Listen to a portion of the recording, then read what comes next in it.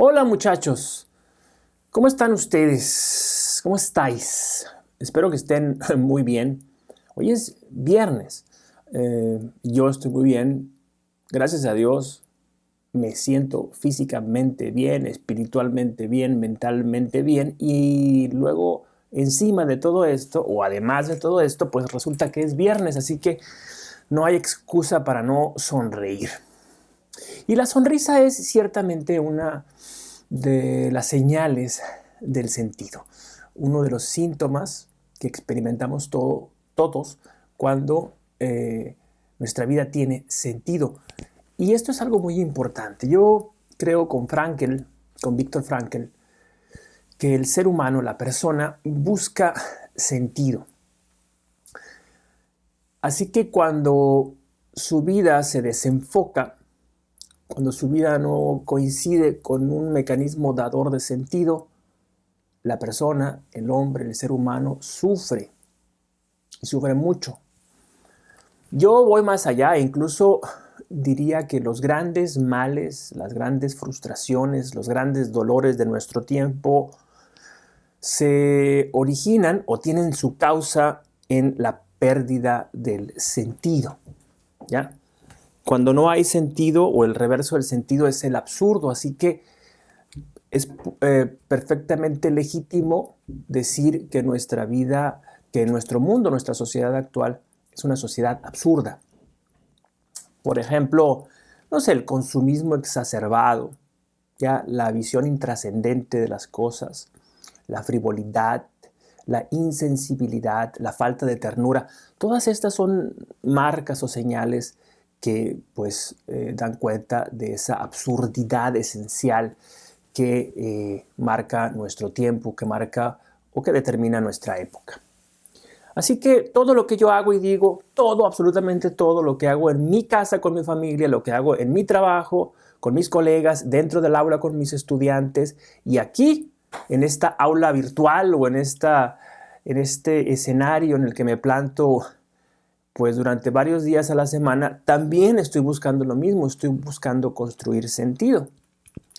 Esta mañana estaba leyendo un tweet de Jordan Peterson, que es un psicólogo que se ha popularizado mucho en las redes sociales, que ha sido tomado por personas de la derecha y como su bandera. El tipo es un tipo interesante. Vale la pena escucharlo, pero no para estar de acuerdo con él, necesariamente, ¿no? Sino para tratar de comprender algunas cosas que dice. Yo estoy de acuerdo con algunas cosas que dice, con muchas de ellas no. Y él insiste en una cosa, él insiste en la idea del carácter, lo cual es una cosa así medio machuna, ¿no? La virilidad, el enfrentar los problemas de la vida, sacando pecho y tal. Y esto, como hemos visto en lecciones anteriores, yo lo he expresado como la resistencia, ¿no? En oposición a la resiliencia. La resistencia, pues, que propone este señor, este psicólogo canadiense, es rígida, es unívoca, ¿verdad? Y él ve casi con exclusividad, o con exclusividad, por lo menos hasta donde yo puedo comprender, en esta actitud viril, estereotipada incluso, pues la gran fuente dadora de sentido. Frankl, que era un genio, entendía que el sentido viene de varias fuentes. Ciertamente una de ellas es la resistencia, bueno, la resiliencia. En Frankl esto está muy claro. Resistir implica flexibilizarnos. Resistir implica echar mano de la ternura. Resistir implica amar. En ese sentido, a pesar de que el doctor Frankl era judío, hay elementos muy crísticos, ¿verdad? Muy cristianos, muy propios del cristianismo. En esta idea del perdón, de la reconciliación, del abrazo solidario, etcétera, etcétera. Esa es una forma de enfrentarnos al poder que nos aplasta. Esto es sin duda alguna una manera sensible y a mi juicio prudente, inteligente de enfrentarnos a aquellas fuerzas que nos están oprimiendo. Y a mi juicio es una expresión mucho, mucho más refinada e inteligente del carácter que la simple actitud así torera, ¿no? De sacar pecho y enfrentar al toro. Bueno, cuando construimos sentido, ¿a qué nos referimos? Hay que aterrizar estas cosas. Si las fuentes del sentido son múltiples, la manera en que nosotros, o las áreas de nuestra vida en las que nosotros podemos construir sentido, también son múltiples. Yo tengo 5 aquí: espiritual, corporal, intelectual, material y comunidad. Ojo, espiritual, corporal, intelectual, material y comunidad. Yo quiero ir desde la persona hacia el otro, haciendo un arco. Espiritual. ¿A qué me refiero con el sentido espiritual? Me refiero a la trascendencia. Me refiero a que las personas somos más que una simple piedra, que una simple planta, que una simple bestia, que se repite incansablemente, que se repite siempre, que es lo que fueron sus padres, sus abuelos, sus bisabuelos, y que es lo que serán sus hijos, sus nietos, sus bisnietos, sus tataranietos. Porque no hay evolución, no hay cambio. Es decir, son intrascendentes, permanecen inmóviles, son inmanentes. El ser humano es mucho más que esto. El ser humano necesita, ¿verdad?, para adquirir sentido espiritual, comunicar. Necesita salir de sí mismo. Esto que yo estoy haciendo aquí en este momento es precisamente un esfuerzo de salir y de conectar y de trascender, pues, lo que está aquí, ¿no? Lo que puedo tocar, mi entorno cotidiano, mi entorno cercano. Construimos sentido espiritual también en el trabajo interior, en la espiritualidad, perdonando la tautología aquí, ¿no? La definición tautológica, a través de la oración, a través de la meditación. Frankel habla mucho, por ejemplo, de la contemplación como fuente dadora de sentido, y creo que apunta a esto, ¿no? Cuando contemplamos la naturaleza y nos regocijamos, cuando contemplamos el arte, diría yo también, nos regocijamos, a veces hasta lloramos con una película, con un cuadro, con una melodía. Ese es el llamado de nuestro espíritu, ¿no? Que se vuelve ahí presente, ¿no? Permanece tantas veces cubierto por, pues, las obligaciones cotidianas, los problemas que debemos enfrentar y solucionar de tipo pragmático, de tipo práctico en el día a día, ¿verdad? Que no nos damos cuenta de que sigue estando ahí. Y echar una mirada a nuestra realidad interior, cultivar nuestra realidad interior a través, como he dicho, de la oración, de la contemplación, de la experiencia sutil de la existencia, es una fuente de sentido. Qué diferencia, ¿no? A través de la comunidad, a través, es decir, de la vinculación con los demás, nosotros también desarrollamos sentido a partir de la experiencia espiritual. Creo yo que es un error muy grande asumir, y aquí va a salir mi cultura cristiana, ¿no? Asumir que la vida espiritual es de ensimismamiento. No somos mónadas. La vida espiritual es tan rica que sobreabunda y que nos empuja a compartir esa dicha interior con los demás. Que el otro no nos pela, que el otro no nos pone atención o nos ignora o nos da con la puerta en las narices. Eso es harina de otro costal, eso es otra cosa. ¿Qué más da? ¿Qué importa? Eso no nos compete a nosotros. Pero no es el regocijo espiritual, no es una práctica onanista. Yo no quiero estar como San Simeón, repito, en una pilastra ahí parado. Tampoco quiero estar en una caverna encerrado. Yo quiero estar viviendo mi vida espiritual, dadora de sentido, dentro de una comunidad, haciendo cosas que los varones y las mujeres hacemos siempre. Yendo a trabajar, haciéndonos cargo de nuestros hijos, de nuestros amigos, compartiendo con ellos, viviendo, pues. Bueno, ese es el punto de la espiritualidad como fuente de sentido. ¿Cómo construimos sentido? Bueno, además de con la espiritualidad o a través de la espiritualidad, podemos construir sentido a través del cuerpo. Y esto es algo de lo que se habla muy poco, muchachos. Es bastante común que se asocie lo espiritual con el sentido, ¿verdad? A través de las religiones, las prácticas espirituales, todos esos gurús que hay por ahí apuntan siempre a lo mismo. Pero el cuerpo, bueno, se me podrá decir, Alejandro, pero si el internet está lleno de gente ahí que pues comparte sus rutinas de ejercicio, sus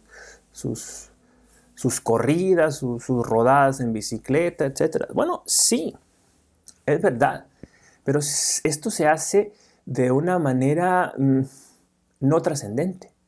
Se habla de que qué bien luces, qué saludable y tal, pero no se menciona esto.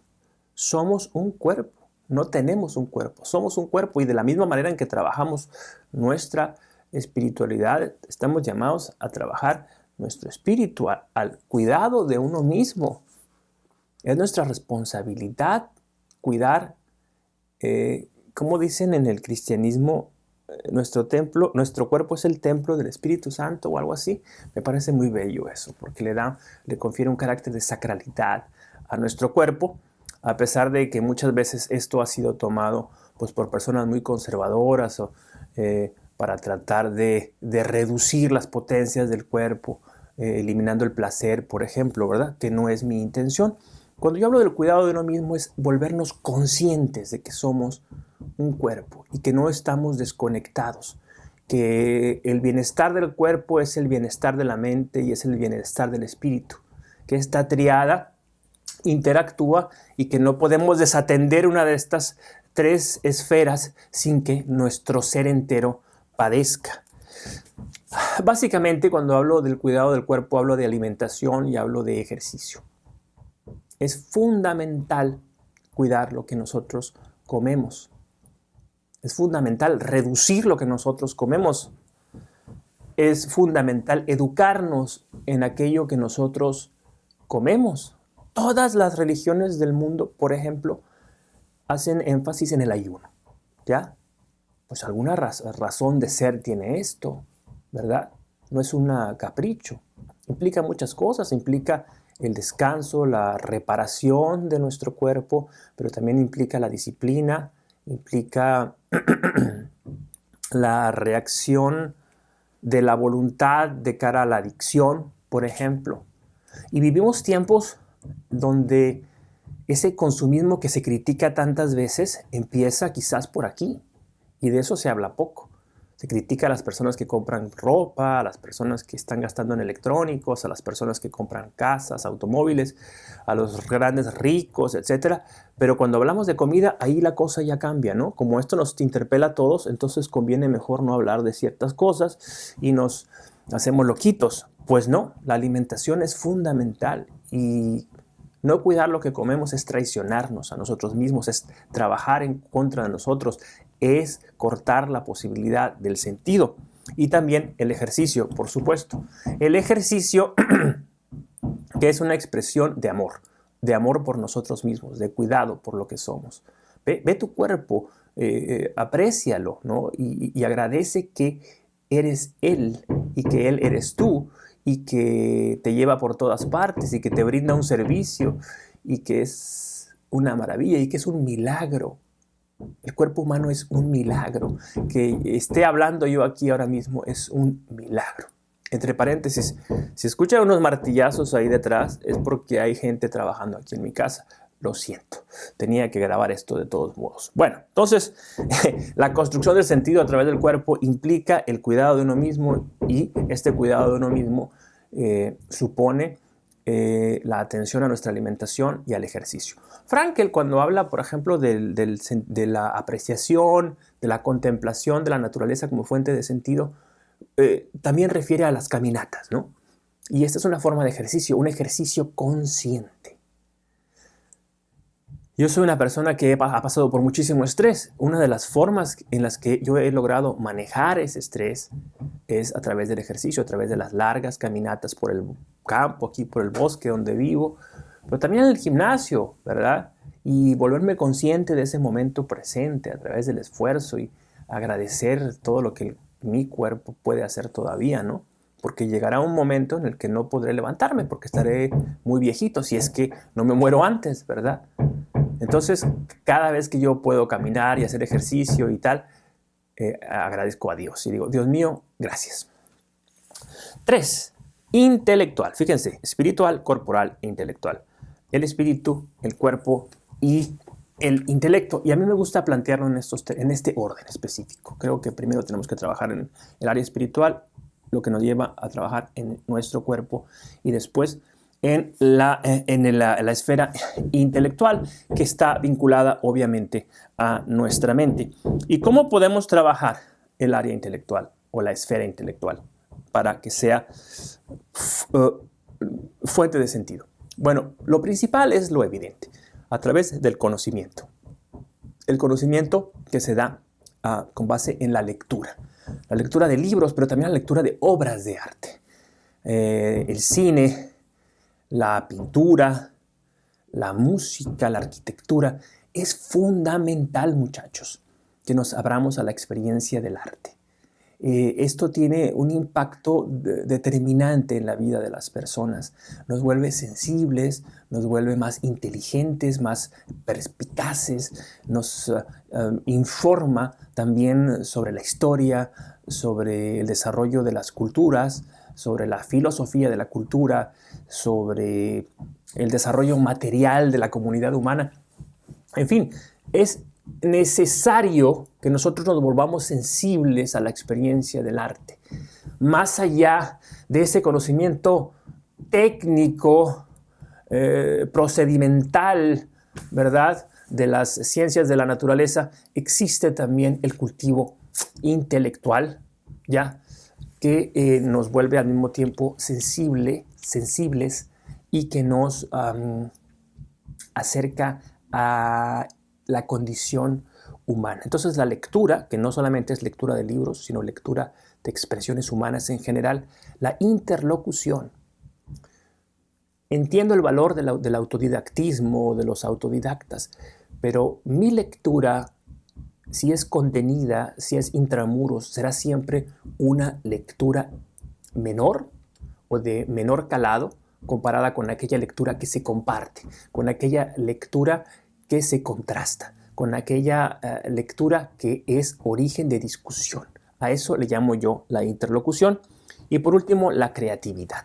Somos personas que tenemos la vocación de crear cosas. Entonces, una forma en la que nosotros podemos obtener sentido a través de la experiencia intelectual es a través de la creación. Yo tengo 1.000.000 de cuadernitos como este, ¿no? Y ustedes verán acá cómo tengo un montón, no sé si, bueno, no se ven muchas notas. Aquí tengo las notas de la charla del día de hoy. Y esta escritura, este vaciado de conceptos o de ideas o de juegos intelectuales me permite a mí crear algo que no existía. Este video que estoy realizando ahora mismo no existía y va a quedar aquí grabado como un testimonio de la experiencia de Alejandro Ramírez Arballo en el mundo, ¿ya? Y esto es dador de sentido para mí. Esto me hace clarificar ideas. Esto hace que al decir las cosas las piense, las sienta, ¿verdad? Y las refine también. Vaya puliendo aquellas cosas en las que yo voy pensando. Bueno, ese sería el número 3.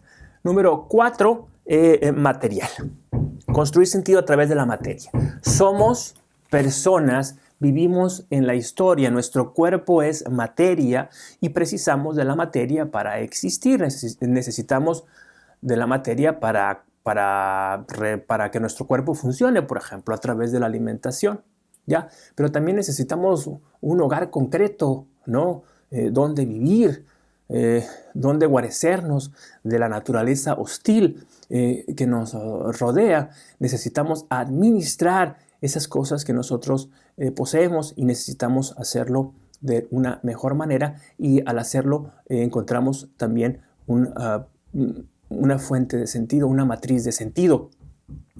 3 palabras: trabajo, ahorro e inversión.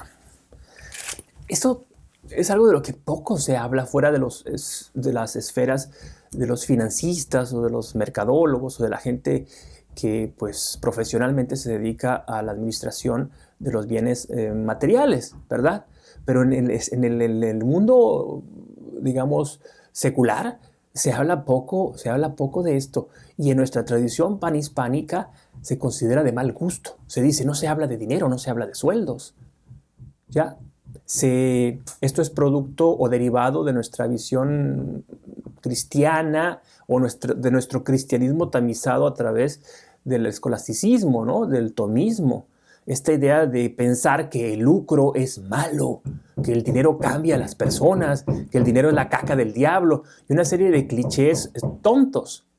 El dinero no es la caca del diablo, ni cambia a las personas, ni es malo, no puede serlo. El dinero es un instrumento, ¿ya?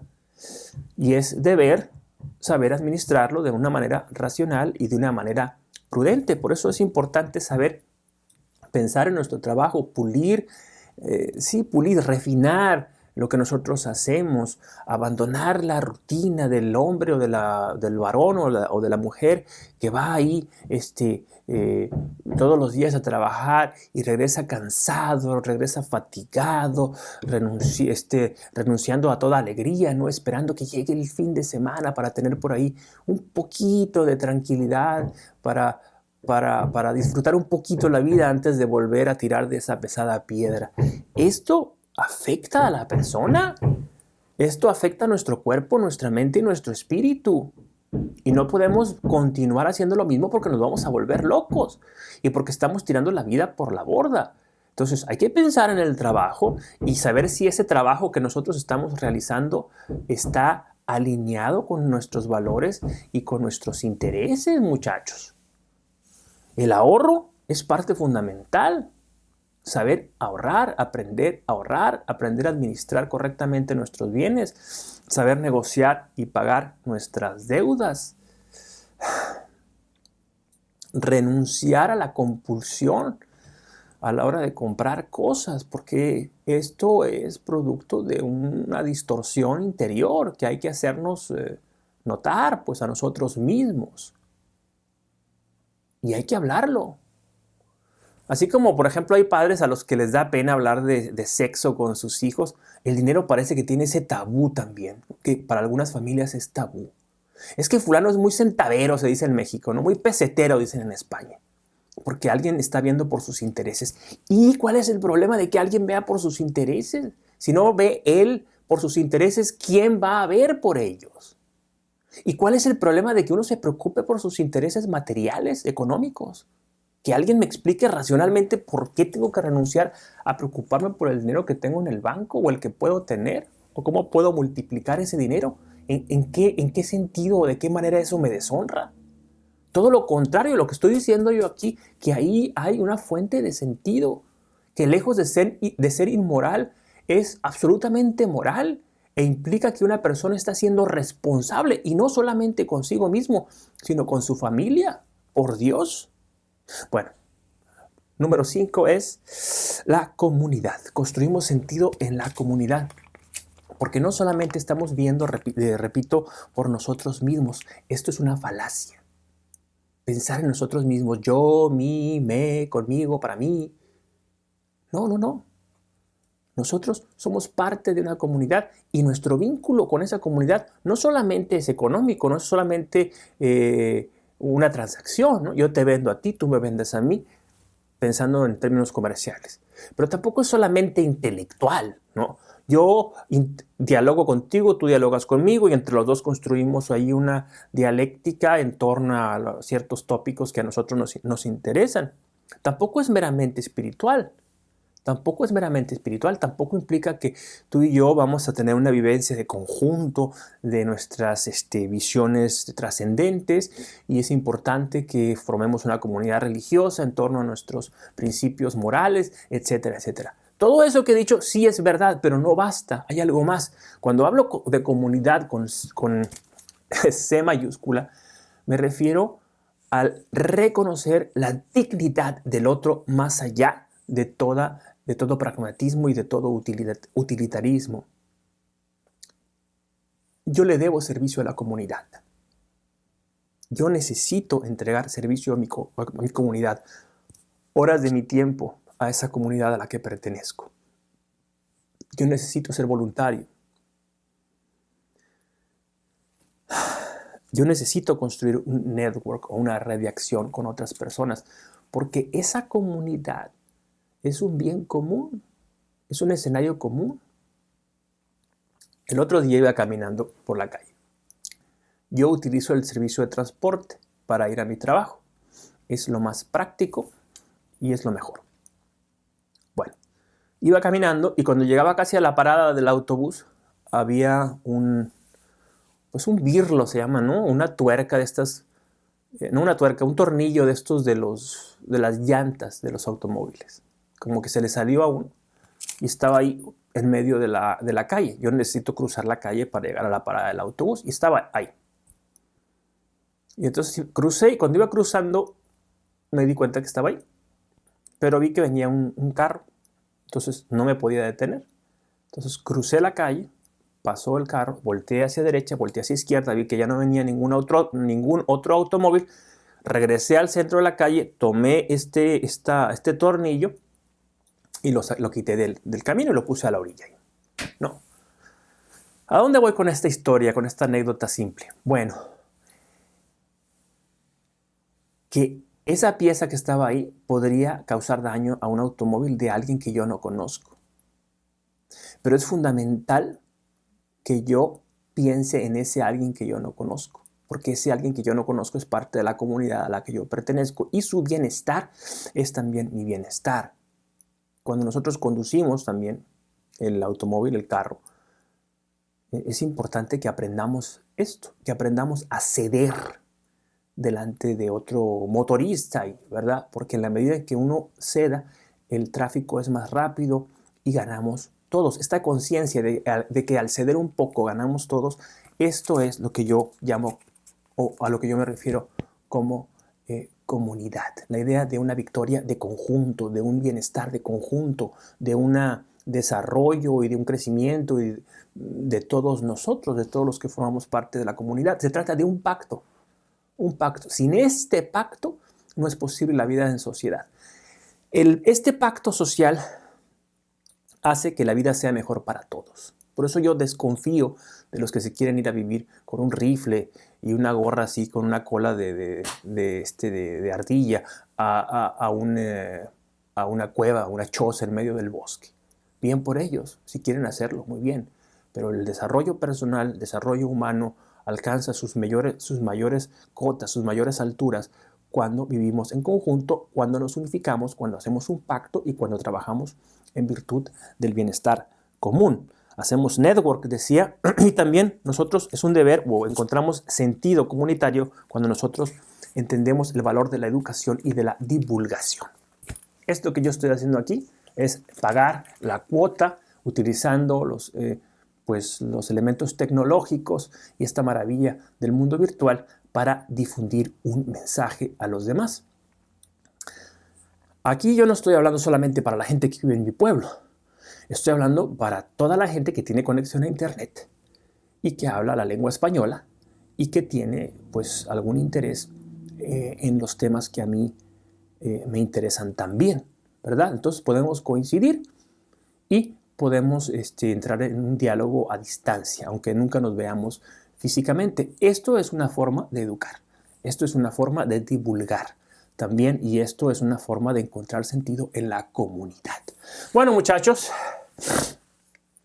espero haber empaquetado bien la información que tenía para el día de hoy. Es un placer muy grande, y se los digo de todo corazón, tener la oportunidad que Dios me da hoy de tener palabra, de tener todavía un poquito de lucidez, un poquito, para poder compartir las cosas que quiero compartir con la intención de provocar transformaciones personales de todo tipo, espirituales, corporales, intelectuales. Que de eso se trata, que el ser humano es mucho, pero mucho más que resistir estoicamente, como dice este señor de allá de arriba de Canadá, Peterson, ¿no? Bueno, que tengas un excelente día. Nos vemos en la próxima ocasión, si Dios quiere.